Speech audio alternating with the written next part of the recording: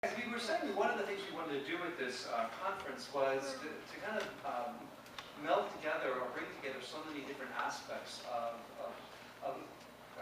Italian-American culture, Italian-American life. And part of that, as we've been talking about Xavier, St. Francis Cabrini, and Scalabrinians and the Servites, was to just talk about the experience of being an Italian-American vocation. And how much maybe the Italian-American sensibility played into that. And so we've asked three priests who were Chicago-born, or at least Chicago-born, to give a little bit of their experience. I want to make sure. Give a little bit of their experience of how these two things came together. I've asked each of them to talk for about 15 minutes. Then we'll allow for a little bit of conversation as well. Okay. Again, I think we're going to start with Sure.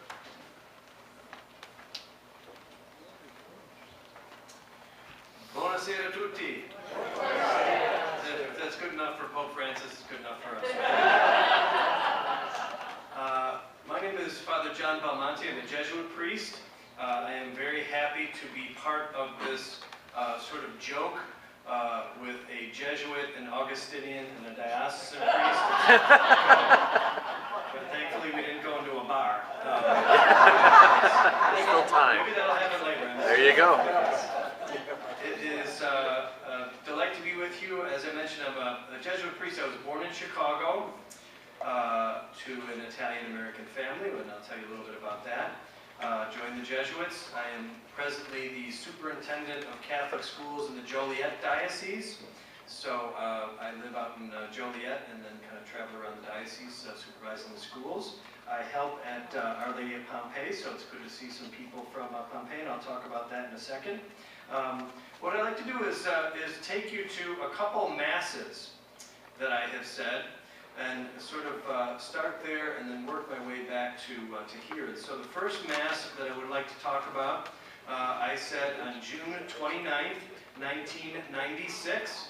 And then the second mass that I'd like to talk about, I said on, let's see, I said on August 8th, 2010. Okay, and I want to kind of work back through both of those. The first mass takes us to Chialamberto, Italy. And Chialamberto is a very small town in the Provincia di Torino, so north of Turin, about 10 kilometers from the border with France, in what's called Valle di Lanzo. And that is basically a forgotten valley in between Val d'Aosta, which is very famous, and Val Susa, which would be well known by Italians living there because it's a vacation hotspot. And so in this forgotten corner of Italy, where probably even Hannibal himself passed by, you find the beautiful Alpine mountains. You can find in the summer terrific and beautiful flowers, a lot of sunshine. You can find vacationers up in Chialamberto. And in the winter, you find snow and cold, and then you find more snow, and on top of that, some more cold in the winter. There are about 350 people who live in Chialamberto, including my cousins. Antonio, who just died last January, his wife Caterina, their children Angelo and Laura, Angelo's wife Silvana and their children, and then other cousins like Maria, Modestino, and her family. My first cousin was Angela Chiariglione, who I got to meet when I was there, and her sons are Aldo and Vittorio. Aldo is someone who's distinguished himself as a mountaineer and an outdoorsman. He was the curator of the local nature museum, and this summer he was a candidate for consigliere to the syndico, to the mayor of Chialamberto. And so that's a little bit of the scene and the context, and what this is the third mass that I said as a priest, I said in the church in this small town.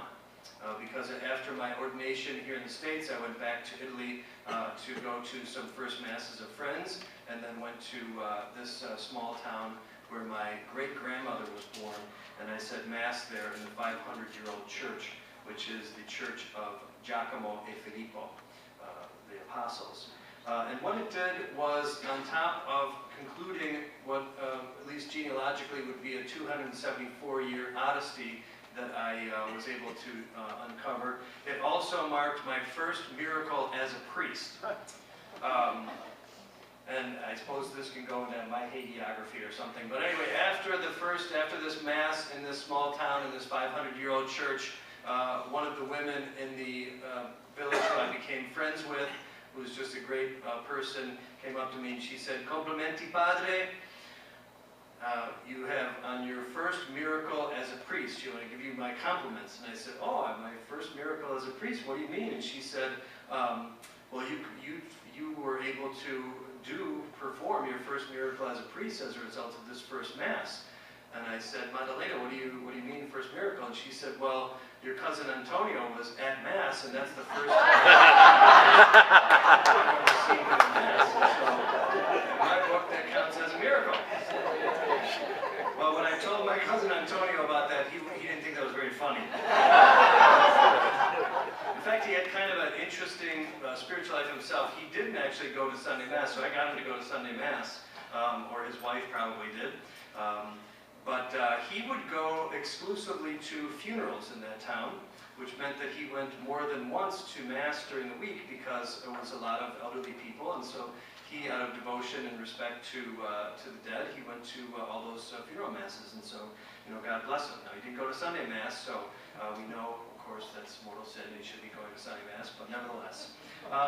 And so I had done genealogical research in this town and discovered my fifth great-grandfather, Pietro Gagliardi, was baptized in the church where I had the privilege to say Mass in 1722.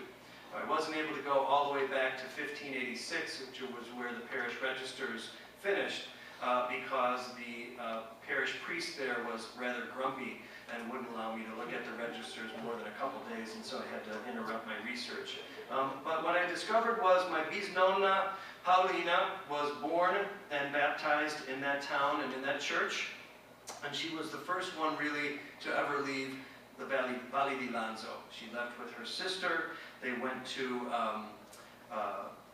the upper peninsula of Michigan in a town called Negaunee, where they joined with other northern Italians as iron miners, and she was a seamstress. My cousins who were there and still live there found it hard to believe that I would come back to find them, because it took me 3 trains and 1 bus ride and then a 20-minute walk into the town to get there. And frankly, my cousin Antonio didn't even like to leave the town, so the idea that my bisnonna would leave more than 100 years before and that I would come back and find them and actually say Mass in their church was astounding to them, but it was well worth it. And so what I'd say is the faith that I found there, which becomes part of my vocation story, was a simple faith, but what was decidedly Catholic. I met and became friends with a great priest named Don Biagio Lozero, who was 87 years old. He would march around the town in his cassock. He would drive his miniature Fiat 500, where he was a menace to all on the roads. And he gave me his 50th anniversary card from his ordination as a gift, as a sign of friendship, and it's something that I've kept in my breviary ever since. And so I got to know these people. I participated in the parish festival in this town, and I went to the mountains to visit the shrines, and one of the most famous shrine in the area is in a place called Forno Alpigrai. Again, it would be just on the border with France. I ascended the 444 stairs that the pilgrims, out of their own devotion and penance, would ascend on their knees. I decided to go on my feet instead, because I'm a wimpy Jesuit instead of tough like them mountain people. And this sanctuary was something that was founded in 1629 and was part of an apparition of the Blessed Mother to someone named Pietro Garino, and then what became a place of pilgrimage and sanctuary for the entire area. I mention only because for those of us who have been back to Italy and have done these sorts of researches and so forth, we know the just incredible wealth of faith and richness that's part of that country and part of our heritage. And it truly is overwhelming just mentioning this kind of sliver of faith that I was able to recover, in a sense, for myself and for my family, that it just kind of goes on and on. And so I'm sure all of you could add your own stories of faith that comes from your hometowns and from your family, which is truly humbling. And so you have my bisnona Paulina, who actually was married twice, something a bit scandalous for the beginning of the 20th century. Her husband died of the influenza in 1914, and then she remarried, and she actually left her husband because he did not treat her well. And for that, she stepped outside of the Catholic Church for a while, still raised the children in the Catholic Church, which is why I stand before you today as a priest. But she was a seamstress. They made enough money, moved down to Chicago, and she gave my grandmother, my nonna, the name Lucia, because she was born on, hard to guess, December 13th, right? And they spent time at Assumption Church, and then eventually, when my grandmother married my grandfather, they moved to the Basilica of Our Lady of Sorrows. And so that's a bit of one side of the family. Just to share with you, the other side has to do with August 8th, 2010, when I had the privilege of saying Mass out in Stone Park, or as we say in Calabria, Stone Parque. Those of you who have been to Calabria, right? Stone Parque. So my friend Joe Bruno, who's going to speak tomorrow, and we'll talk about the Società di San Francesco di Paola, he asked me to say Mass at the Festa della Famiglia. Some of you may have had the joy of attending that. It's a great Mass with about 2,000 people, and then all kinds of sorpresata that you eat afterwards. And that, for me, is the conclusion of another odyssey that has to do with my bisnonno, Agostino. Now, he was named Agostino because he was born on the 15th of August, which of course is the Feast of the Assumption. And so the connection back to my faith, our faith, is also to remember when people remembered the liturgical calendar and then honored the saints and the Blessed Mother by names given to them out of the liturgical calendar, which I think is important. So he was born in Rende, provincia di Cosenza. And so my family brings together, as I like to say, the knee and the boot of Italy. And so he left Calabria in about 1890 with his brother Antonio. They lived on Forker Street for a while, which is now really probably just the Dan Ryan over there. He married a Napolitana named Auriemma, a decision from which my family has never recovered, of course. So you have this Calabrese marrying a Napolitana, which of course is a mixed marriage, as we know. And then they gave birth to my nonno, Giuseppe Carlo, who was an altar boy at Notre Dame Parish here on the west side. And so what a nice Italian boy was doing, serving Mass at a French church, is something that I've never been able to understand even to this day. But he evidently liked blondes, and so he went to the Italian community up in near Superior Street, and he found my grandmother, who of course is the northern side, and she was blonde. And they married, and eventually, as I said, moved to Our Lady of Sorrows, where my father was born. My father then married my mother and moved out to the suburbs, only after, he likes to tell, making sure that there was a beef stand within a 2-mile radius of on the Calabrese side, I visited Calabria many times and have really come to appreciate the beauty of the faith there as well. I did genealogical research, and it's worth noting, different from my genealogical research in northern Italy, the genealogical research in Calabria, I will say, required me to lie, cheat, in a certain sense, steal, in order to get the information I needed. What I found there was a beautiful faith in southern Italy. I met incredible priests, some of whom are friends of mine to this day, and people who I respect and admire. Padre Pino Stancari is a Jesuit who's in Calabria, who has an incredible mission there. I got to know Don Raimondo Verducci, who was the parish priest in a town called San Lucido, who I became friends with. I visited the Santuario di San Francesco di Paola, the great place of the sanctuary of St. Francis of Paola. And all of these things were, for me, a reminder of the history of the gospel. and the importance of the history of the gospel for Italy, certainly, and the people who brought the gospel there first, the gospel that all of us read and have been converted by, but also the history of the gospel in Chicago, and how the gospel was brought really by a Jesuit, by Father Marquette, just a little propaganda here, over at 26 in Damon, and so, and how that gospel has come to us through our grandparents, great-grandparents, or great-great-great-grandparents. And so I just simply say, in terms of vocation and vocation story, offer you this one biblical passage, which I find quite simple and beautiful, and that is from Mark 3:14, where it says, "He appointed 12 that they might be with him."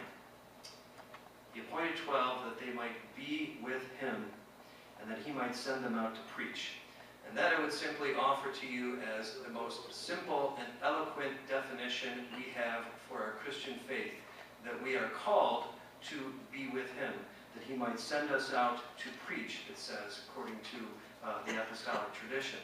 And so, in a certain sense, my family, my bisnonni, all these people that have gone before me in the faith, these two sacred places, these places that I hold sacred in my own vocation story, are ways of being with Christ in his people, and his sacraments, and his word. And so my vocation story itself is, I would say, pretty ordinary, in some ways kind of boring, so I'm more interested in talking about my grandparents and my great-grandparents, because I lived a pretty simple parish life out in suburban Chicago, Our Lady of the Wayside. My faith was awakened in college, in some classes at Marquette University. I admired the Jesuits there, and so I decided to join the Jesuits. In a moment of weakness, they allowed me to enter the order. I've dedicated my life to education and to teaching young people about Christ, so that they might have an experience of Christ. And that simply really is it.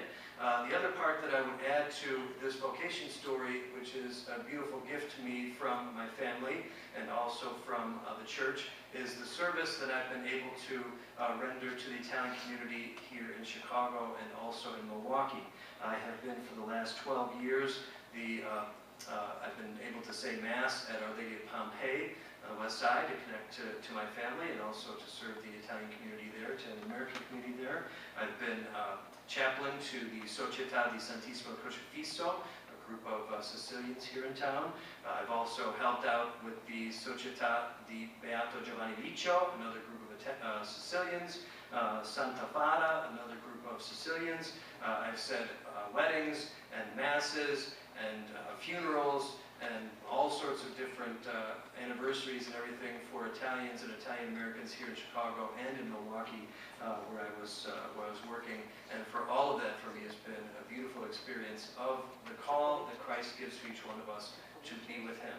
And so my story of Italian faith, of Italian American faith, is really simply that. And for that, I'm most grateful to my family who have shared the faith with me, and then also to the church and God's people who have allowed me to serve in this way. So those would be my remarks, and I'll leave the microphone to someone else. Thank you very much.